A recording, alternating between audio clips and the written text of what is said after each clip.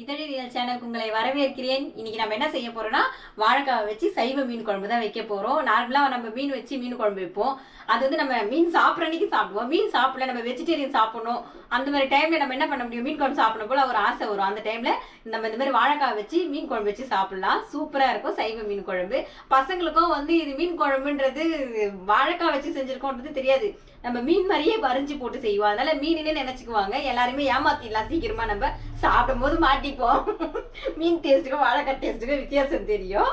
இதுக்கு தொட்டுக்க வந்து குடமிளகாவும் முட்டையும் போட்டு குடமிளகா முட்டை பொடிமா செய்ய போறோம். அதுவும் எப்படி செய்யலான்னு பார்க்கலாம். அப்புறம் இன்னொன்று முக்கியமான விஷயம், நம்ம வீட்டில் கிச்சன்லாம் வந்து மாற்றி வச்சிருக்கோம். அது எப்படி இருக்குன்னு பார்த்து எல்லாரும் சொல்லுங்க. இங்க பாருங்க, இந்த கீழே ஒரு 5 டப்பா வச்சிருந்தோம்ல, இங்கே காமிமா, இங்கே ஒரு 5 டப்பா வச்சுருந்தோம்ல, இந்த 5 டப்பா வந்து இங்கே வந்து அன்னைக்கு நம்ம கேக்கு பண்ணும்போது கேக்கில் பீஸா செஞ்சோம்ல, பீஸா செஞ்ச அன்னைக்கு கிட்ட எடுத்துகிட்டு வந்து வச்சுட்டேன் நான் தெரியாமல்.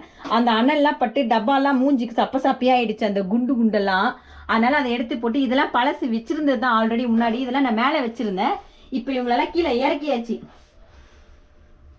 எப்படி இருக்காங்கன்னு பாருங்க. இதெல்லாமே இந்த செட் பண்ணதெல்லாம் சௌமியாவோட வேலை இதெல்லாமே.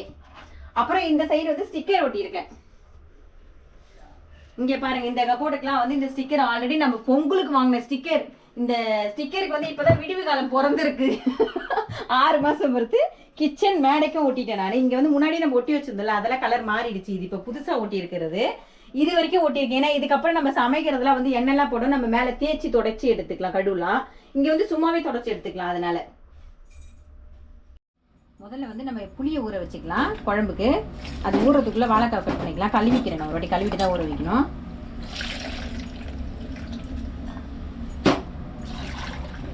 இப்போ இது ஊறட்டும், நம்ம வாழைக்காவை கட் பண்ணி எடுத்துக்கலாம்.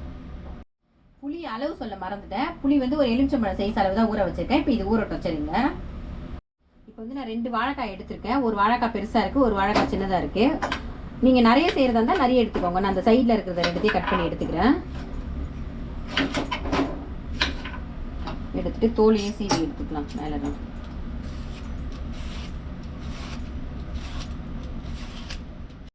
நான் காயத்தோல் சீவி எடுத்தேன். இப்போ இதை கட் பண்ணிக்கலாம். கட் பண்ணுறது வந்து இப்படி கிராஸில் கட் பண்ணணும்.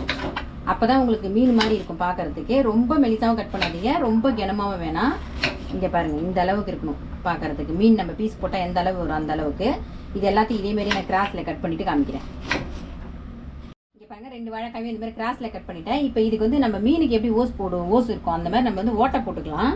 அப்பதான் வந்து மீன் மாதிரியே இருக்கும் பார்க்கறதுக்கு. இங்க பாருங்க எப்படி எடுத்துட்டேன்.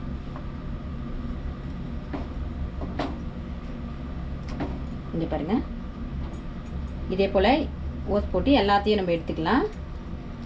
இங்க பார்த்தீங்களா, இதே போல ஓஸ் போட்டு எல்லாத்தையும் எடுத்துக்கலாம். இந்த ஓஸ் வந்து நீங்க வேணுன்றவங்க போட்டுக்கோங்க, நம்ம பார்க்கறதுக்கு அழகா தெரியும். அதனாலதான் வேணான்றவங்க நம்ம அப்படியே கூட செஞ்சுக்கலாம். எல்லாத்தையும் அதே மாதிரி பண்ணிட்டு காமிக்கிறேன். இங்கே பாருங்க, எல்லா வாழைக்காவை நான் இந்த மாதிரி மீன் சேப்புக்கு வெட்டிட்டேன். இப்போ இது எல்லாத்தையும் தண்ணிக்குள்ளே எடுத்து போட்டுக்கலாம். நம்ம வெளியே வச்சிருந்தோம்னா கருத்து போயிடுது.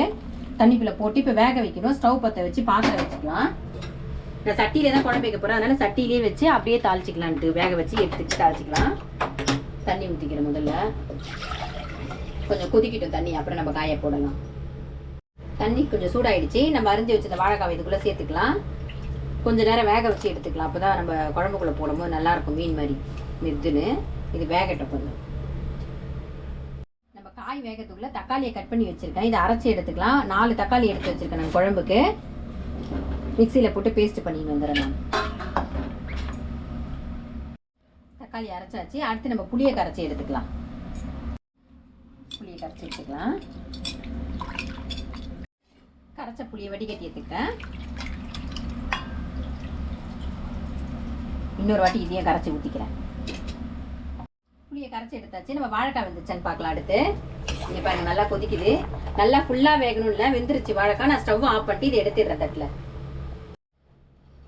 வாழைக்காவில் நான் தட்டில் எடுத்துக்கிறேன். வாழைக்காய் வந்து நல்லா ஃபுல்லாக வேகக்கூடாது, பாதி வேக்காடு வெந்தால் போதும். அப்புறம் நம்ம தோசைக்கல்லில் வேற போட்டு வறுப்போம் இல்லையா, அப்போ வேற கொஞ்சம் நல்லா வெந்துடும். அப்புறம் குழம்புக்குள்ளே கொதிக்கும் போது கொஞ்சம் வெந்துடும். ஆனால் வேக வச்சுட்டு போட்டால் தான் நல்லது இது. அதனால தான் இது கொஞ்சம் ஆற வச்சுட்டு மசாலா தடவிட்டு காமிக்கிறேன். பாருங்க, இந்த வாழைக்காய் நல்லா ஆறிடுச்சு. இப்போ மீனுக்கு வாழைக்காய்க்கு மசாலா போட்டுக்கலாம் நம்ம, சரிங்களா. மீன் ஞாபகத்தையே சுற்றினுக்கிறேன். நம்ம வீட்டில் அரைச்ச குழம்பு மிளகாத்தூள் தான் 1 ஸ்பூன் போட்டுக்கிறேன். அப்புறம் வெறும் மிளகாத்தூள் அவர் வந்து இந்த சின்ன ஸ்பூனில் 1 ஸ்பூன் போட்டுக்கிறேன். மஞ்சத்தூள் வந்து ஒரு 1/2 ஸ்பூன். இது இவரா? இவர். அப்புறம் கொஞ்சமாக பெருங்காயத்தூள், வாழைக்காய்ன்றதுனால வாய்வு வரும் அதனால. அப்புறம் நம்ம அந்த வாழைக்காய்க்கு தேவையான அளவு உப்பு சேர்த்துக்கிறேன். உப்பு சேர்த்து ஒரு 1/2 ஸ்பூன் இஞ்சி பூண்டு பேஸ்ட்டும் சேர்த்துக்கிறேன். அவ்வளோதான். இப்போ இதுக்கு மசாலாவுக்கு வந்து கொஞ்சம் எண்ணெய் ஊற்றி நம்ம பிசைஞ்சிக்கலாம். இந்த மசாலாவுக்கு வந்து ஒரே ஒரு ஸ்பூன் எண்ணெய் சேர்த்துக்கிறேன். எண்ணெயில் முதல்ல பிசைஞ்சு எடுத்துக்கலாம். அப்புறம் தேவையான அளவு தண்ணி மேலே சேர்த்துக்கலாம். நம்ம எண்ணெய் எதுக்குமா? எண்ணெய் ஊற்றி பிசைஞ்சும் போது அந்த கலர் நல்லா இருக்கும். வறுக்கும் போது மசாலா நல்லா எண்ணெய் இது வாழைக்காலை ஒட்டின்னு மீனே வருது வாய்க்குள்ளே. வாழைக்காலை நல்லா ஒட்டிக்கிட்டு இருக்கும் நம்ம வறுத்து எடுக்கும் போது, உதிராமல் இருக்கும். இப்போ வாழைக்காய்க்கு மசாலா தடவி எடுத்துக்கலாம். எல்லா வாழைக்காய்க்கும்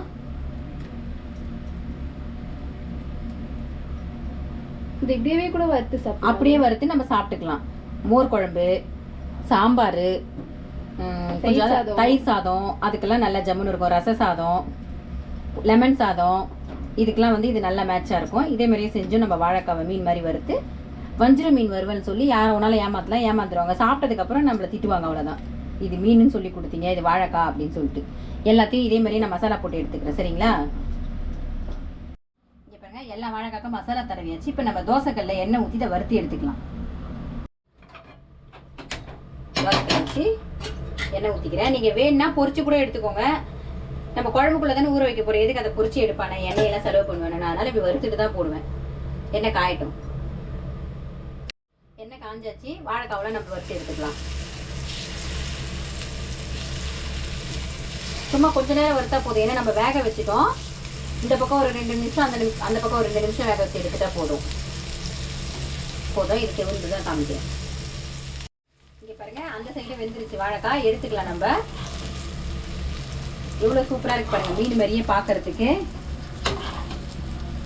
டக்குன்னு பார்த்தா நம்மளுக்கு மீன் தான் தெரியும். நம்மளுக்கு வாழைக்காய் வறுத்து வச்சிருக்குன்னு தெரியவே தெரியாது யாருக்குமே. இப்போ இருக்கிற வாழைக்காவையும் நான் இதே போலவே வறுத்து எடுத்துட்டு காமிக்கிறேன். இங்கே பாருங்க, எல்லா வாழைக்காவை நான் வறுத்து எடுத்துட்டேன். இப்போ நம்ம குழம்பு தாளிச்சிக்கலாம். இந்த தோசைக்கல்லில் கொஞ்சோண்டு எண்ணெய் இருக்கு. நீங்கள் வேணா இந்த எண்ணெயை குழம்புக்குள்ளேயே ஊற்றிக்கலாம். நம்ம நீங்கள் அதான் வேணும்னா பொரிச்சு கூட எடுத்து போட்டுக்கலாம். பொரிச்சு எடுத்துட்டு அந்த குழம்பு அதிலே கூட நம்ம தாளிச்சிக்கலாம். இப்போ வந்து நம்ம குழம்பை தாளிச்சிக்கலாம். இது எடுத்துட்டு நம்ம ஸ்டவ் பற்ற வச்சு குழம்பை தாளிச்சிக்கலாம். சட்டியை வச்சு எண்ணெய் ஊற்றிக்கிறேன். 2 3 4 ஸ்பூன் எண்ணெய் ஊற்றிக்கிறேன். எண்ணெய் நல்லா காயட்டும். எண்ணெய் காஞ்சிச்சு. கடுகு 1 ஸ்பூன் சேர்த்துக்கிறேன். கடுகு பொரியிடு நல்லா. கடுகு பொரியுது. ஒரு 1/2 ஸ்பூன் வெந்தயம் சேர்த்துக்கிறேன். வெந்தயமும் சேர்ந்து சேவரட்டும். வெந்தயமும் கடுகு எல்லாம் பொரிஞ்சிருச்சு. இப்போ வெங்காயம் சேர்த்துக்கிறேன். நான் ஒரு 3 வெங்காயம் கட் பண்ணி வச்சுருக்கேன் பொடியா. அந்த 3 வெங்காயத்தையும் அதை சேர்த்துக்கிறேன். கொஞ்சம் கருவேப்பிலை. நல்லா இதை வதக்கிக்கலாம். இப்போ நம்ம வெங்காயம் வதங்கிடுச்சான்னு பார்க்கலாம். மூடி போட்டு வச்சுருக்கேன். நல்லா வதங்கிடுச்சு பாருங்க ஜம்முன்னு. இப்போ இந்த குழம்புக்கு தேவையான அளவு கல் உப்பு சேர்த்துக்கிறேன் இதுலேயே. அப்புறம் வெறும் மிளகாத்தூள் வந்து ஒரு சின்ன ஸ்பூனில் வந்து ஒரு 1.5 ஸ்பூன் சேர்த்துக்கிறேன். மஞ்சத்தூள் வந்து ஒரு 1/2 ஸ்பூன் சேர்த்துக்கிறேன். தனியாத்தூள் 3 ஸ்பூன் சேர்த்துக்கிறேன்.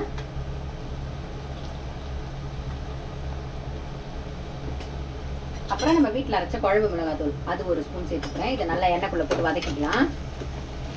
இப்படி வதக்கிட்டு குழம்பு வச்சோம்னா எப்பவுமே குழம்பு நல்லா டேஸ்ட்டாக இருக்கும், நல்லா இருக்கும் சாப்பிட்றதுக்கு. நல்லா இதை வதக்கிக்கிட்டு இப்போ தக்காளி ஊற்றிக்கிறேன். இதுலையே அரைச்சி வச்சிருந்த தக்காளியை ஊற்றி இதையும் நல்லா கலரிக்கிறேன், வதக்கிக்கலாம். தக்காளி பச்சை வாசனை போகிற அளவுக்கு வதக்கிக்கலாம் கொஞ்சம் நேரம். திறந்து பார்க்கலாம். இங்கே பார்த்தீங்களா, நல்லா தக்காளிலாம் வதங்கி எண்ணெய் எப்படி பிரிஞ்சு மேலே வந்துருக்கு பாருங்க. நல்லா தொக்கு மாதிரி நல்லா வந்துருச்சு. இப்போ நம்ம கரைச்சி வச்சிருந்த புளி அதுக்குள்ளே சேர்த்துக்கலாம். சேர்த்து இதுவும் நல்லா கொதிச்சு நல்லா சுண்டி திக்கா வரட்டும் பதத்துக்கு. அதுக்கப்புறம் நம்ம வறுத்து வச்சிருக்க மீனை இதுக்குள்ளே சேர்த்துக்கலாம்.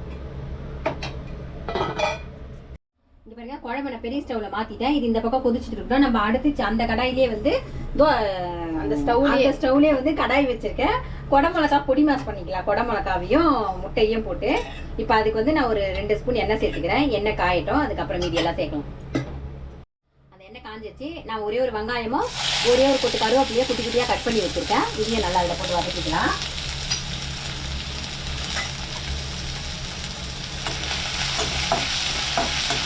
கொஞ்சமாக இது வதங்கட்டும்.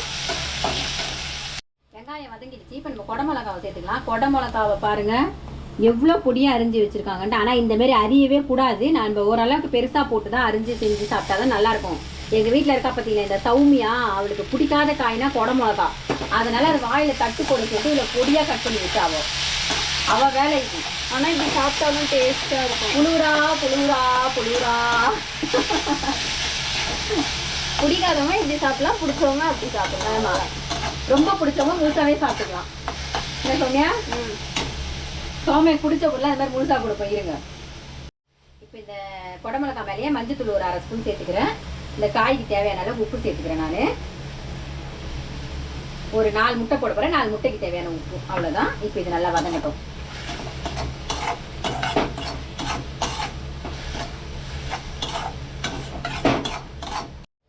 இங்கே பாருங்க, குடமிளகா நல்லா வதங்கிடுச்சு. அதில் இருந்த தண்ணீரை நல்லா சுண்டிடுச்சு. இப்போ இது எல்லாத்தையும் ஓரம் தண்ணிட்டு நடுவில் முட்டையை ஒட்டி ஊற்றிக்கலாம். நான் குடமிளகா வந்து 2 குடமிளகா, பெரிய 2 குடமிளகா எடுத்து வச்சுருக்கேன். அதுக்கு 4 முட்டை போடுறேன். பெருசு பெருசாக இருந்தது, நல்லா பெரிய பெரிய மிளகா.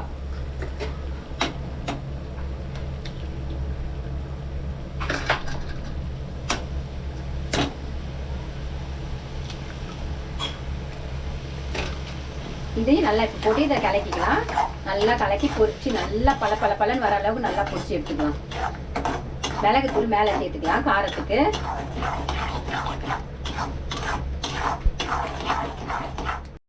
பாருங்க, முட்டை நல்லா பொடி பொடி ஆயாச்சு. இப்போ வந்து இது மேலே நம்ம மிளகுத்தூள் சேர்த்துக்கலாம். கொஞ்சம் 1 ஸ்பூன் மிளகுத்தூள் சேர்க்குறேன். இது சின்ன ஸ்பூன், அதனால நீங்கள் மிளகுத்தூள் வேண்டாம் நான் மிளகாத்தூள் கொஞ்சம் போட்டுக்கிறேன்னா மிளகாத்தூள் நம்ம அந்த காய் வதக்கும் போதே கொஞ்சோண்டு வெறும் மிளகாத்தூள் மேலே போட்டு பொரிச்சு செய்யலாம். நம்ம நல்லாயிருக்கும். பச்சை மிளகா வேணுனாலும் அரைஞ்சி போட்டுக்கலாம். நான் மிளகுத்தூள் போட்டு தான் பொரிச்சிருக்கேன். எல்லாமே நம்ம இஷ்டம் தான், நம்ம இஷ்டத்துக்கு செஞ்சுக்கலாம். இதில் பச்சை மிளகா சேர்த்து போட்டா இவங்களுக்கு பச்சை மிளகானா ரொம்ப கஷ்டம். குடமிளகாவோட சேர்ந்து வந்துடுமா, என்னை பயங்கரமாக திட்டிகிட்டே சாப்பிடுவாங்க.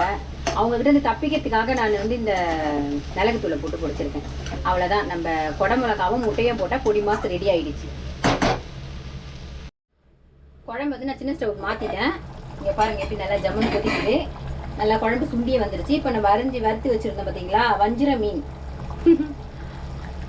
மீன் வாழைக்காய். அவங்கள அப்படியே உள்ள ஒன்று நம்ம இறக்கிக்கலாம்.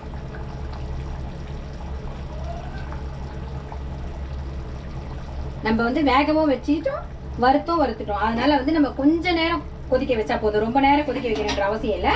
சும்மா ஒரு 2 கொதிக்கிட்டோம், மூடி போட்டு வச்சிருக்கேன்.